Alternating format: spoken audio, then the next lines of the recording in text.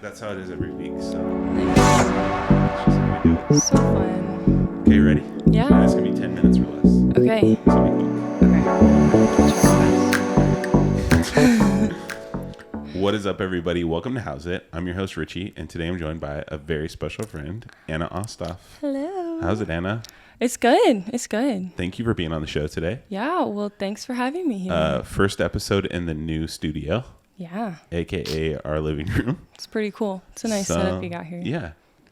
Glad you're here. Today I have a very special game. I'm so nervous. It's going to be like Worlds Collide. Oh, no. Two things that I know you love competing against each other. We're going to play Only One of Them Gets to Live, No. Taylor Swift album, or Harry Potter book. So you have to this is choose gonna one be of hard. them that gets to live and the other one has to go away forever. Oh, my gosh. Are you ready? I guess so. Okay, here we go. Number one. Taylor Swift, the debut album, self-titled, or Harry Potter and the Sorcerer's Stone. Oh, man. I'm going to say probably Harry Potter and the Sorcerer's Stone, just because debut, it's so country. Oh, I'm more of a pop girl, but That's true. I do love that album. Yeah. But the book, that's one of my favorite books. That one's so good. Yeah. And the movie, I feel like I can quote just about every line. It's probably scary. Yeah, it's a great movie too. Like Yeah. it just like is so fun and happy. Mm-hmm. Versus Even though all it's the rest. not. But Yeah. okay. Happiest of them all, which says something. I guess that's true. That's not bad. This is my favorite album, Okay. Folklore versus Chamber of Secrets. Dude, I have to go with Folklore because that is also my favorite album. Yeah. So like, It's a good one. it's a good book, but like I have to go with Folklore. Okay. 1989 Taylor's version Of course. versus Prisoner of Azkaban. I'm gonna go with Prisoner of Azkaban. Okay. Yeah, I know I said I like pop, but like Yeah. I do really like that book a lot. Remus Lupin like holds a special place in my heart. Yeah. And I just And all the scary feelings of like the dog and the grin and all that. Oh my gosh. so much unknown. Yeah. It's so good. Yeah. Okay. Evermore or Goblet of Fire. Oh man, this might be the hardest one yet. I might have to go with Evermore. Yeah. But that was a close call. Yeah. I really like both of those a lot. Red, Taylor's version, obviously. Or Order of the Phoenix. I'll probably go with Red Yeah. because I feel like Order of the Phoenix, it's so chaotic and it's so long. And Dolores Umbridge, I just can't. Yeah. She's my least favorite character in the whole thing. Yeah, me too. And like it puts me on edge. Yeah. Reputation or Half-Blood Prince. Man, I do love Reputation, but Half-Blood Prince is like my favorite book. Mm-hmm. So I have to go with that one. Half-Blood Prince is so Yeah, good. it's That one's so like good. Yeah. pulling at your heartstrings. Yeah, yeah.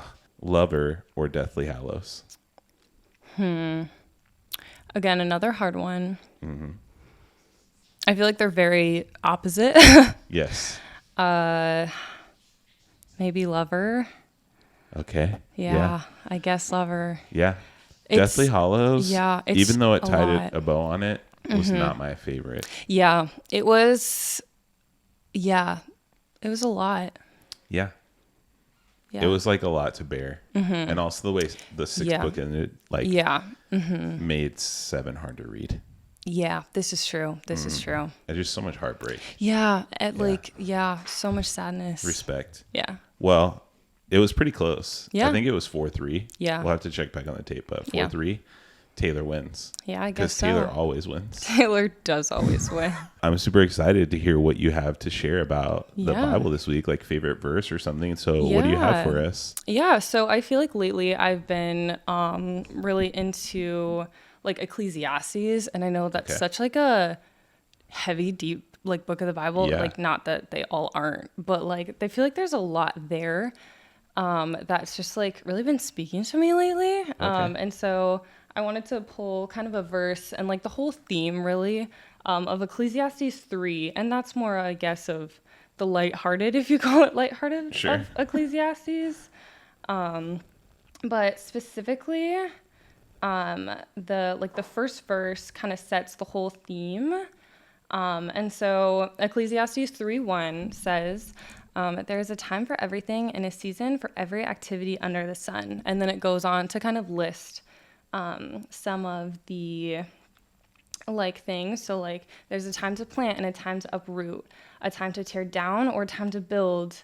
And these are just examples. They give like a lot throughout, like I think it's 2 to like 8 verses. But these were just some of the ones that I thought were interesting, like a time to search or a time to give up or a time for war and a time for peace.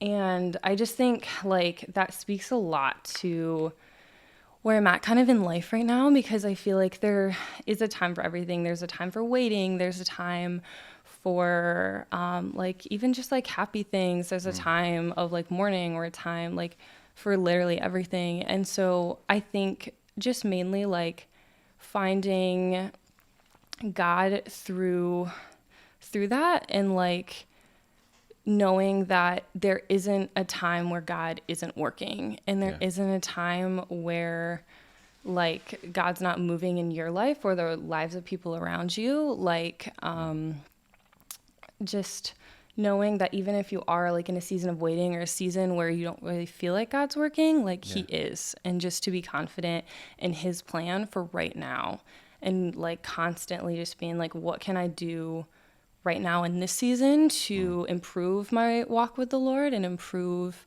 just kind of what you can do to reach out to others even too. Yeah. So I like that a lot. I think, you know, I think it can be really hard to think of life in just like big moments, like peaks and valleys. Yeah.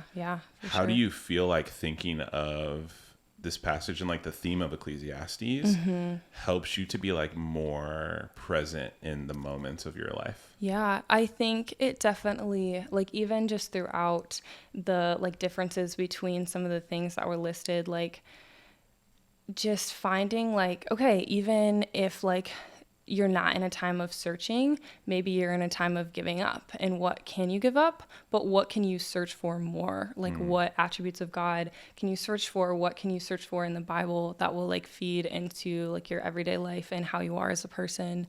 And just kind of finding like big moments in the little seasons, if that makes sense. Yeah. And do you feel like, because I know so much of life, especially I feel like when you're a young adult, like you graduate high school and like all these things, there are these expectations. Yeah. Do you feel like this passage and this theme is like helping you to like manage your expectations? Definitely. And like, I feel like a lot of the people around me are doing like all these crazy things, have all these plans. And I'm just kind of like, okay, I'm just waiting on what the Lord has. But that doesn't mean that my life isn't like, just because like everyone's life is so different, like just because my life doesn't look like these other people, like that's okay, and God can still use me. And that has been, I guess, kind of an encouraging thought. That's so amazing. I really feel like that is a theme in a lot of young people's lives right now. Yeah. And it's so cool that like you've gone to like honestly a book of the Bible that not that many people read and are seeing like God work through that in your life and like honestly just like change your heart, right? Like change who you are from the inside out. Yeah. If you could give like one piece of advice about reading Ecclesiastes to somebody, like why they should or how they could, what would you tell them? Man, I don't even know. Like there's so much to that book that even like when I started reading, I was like, I had no idea that was in the Bible. I'll be honest. I was like, it's just so heavy, but just to going like, and this goes for like, I guess any like book of the Bible, just go in it, like praying about like, Lord, what can you like apply to my specific situation? What can I get out of this that maybe like, is going to speak to my life right now, or that like might just encourage me like right now, because I feel like there's like so many things that you can pull from that. And so like just being present enough with the Lord and being like open enough to just kind of receive what the Lord has for you, I feel like is important. But yeah, I don't even know. Yeah. Just go for it, right? Yeah, like, and just see what go happens. for it. Yeah, for sure. That's awesome. I love that. Anna, thanks so much for joining us today. Really appreciate you being here. And we'll see you guys soon. Yeah.